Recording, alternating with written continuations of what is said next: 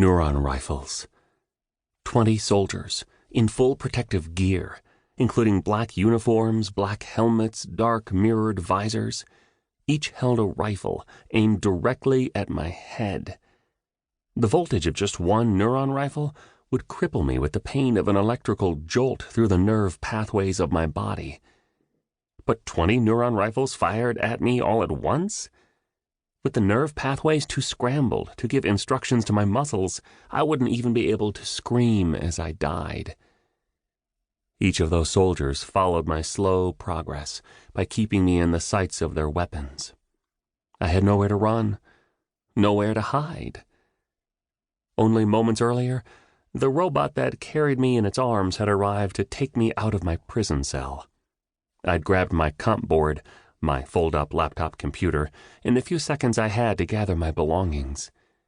I had left behind my wheelchair from Mars, since it was useless.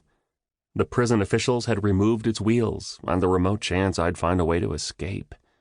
Now, as the robot wheeled down the wide, white corridor of this military prison, the soldiers flanked me, front and back.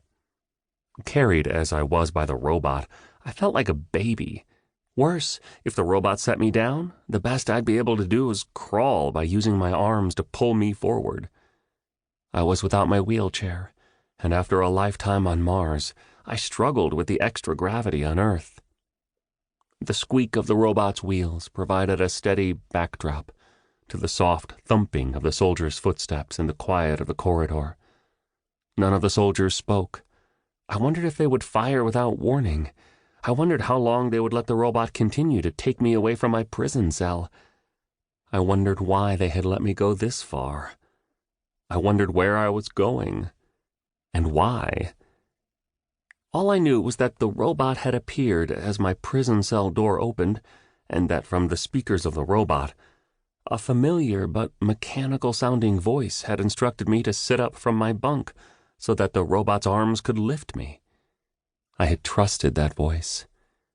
And now I was here, with all those neuron rifles ready and able to kill me in the worst way possible.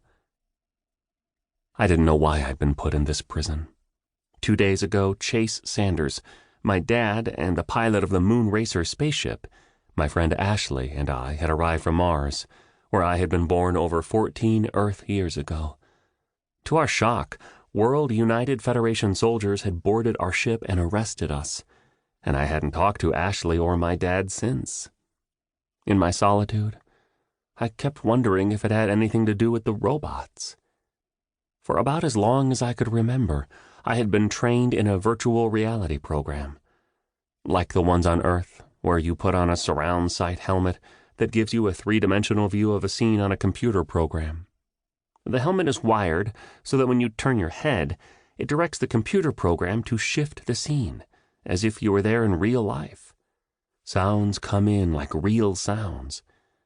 Because you're wearing a wired jacket and gloves, the arms and hands you see in your surround sight picture move wherever you move your own arms and hands. With me, the only difference is that the wiring reaches my brain directly through my spine. And I can control a real robot, not one in virtual reality. You see, part of the long-term Mars project that my mom, dad, and I were a part of was to use robots, which don't need oxygen, water, or heat, to explore Mars. However, the problem was that robots couldn't think like humans. And that's where I came in. When I was a baby, I had an experimental operation to insert a special rod with thousands of tiny biological implant fibers into my spine. Each of the fibers has a core that transmits tiny impulses of electricity, allowing my brain to control a robot's computer. From all my years of training in a computer simulation program, my mind knows all the muscle moves it takes to handle the virtual reality controls. Handling the robot is no different, except instead of actually moving my muscles, I imagine I'm moving the muscles. My brain sends the proper nerve impulses to the robot, and it moves the way I made the robot move in the virtual reality computer program.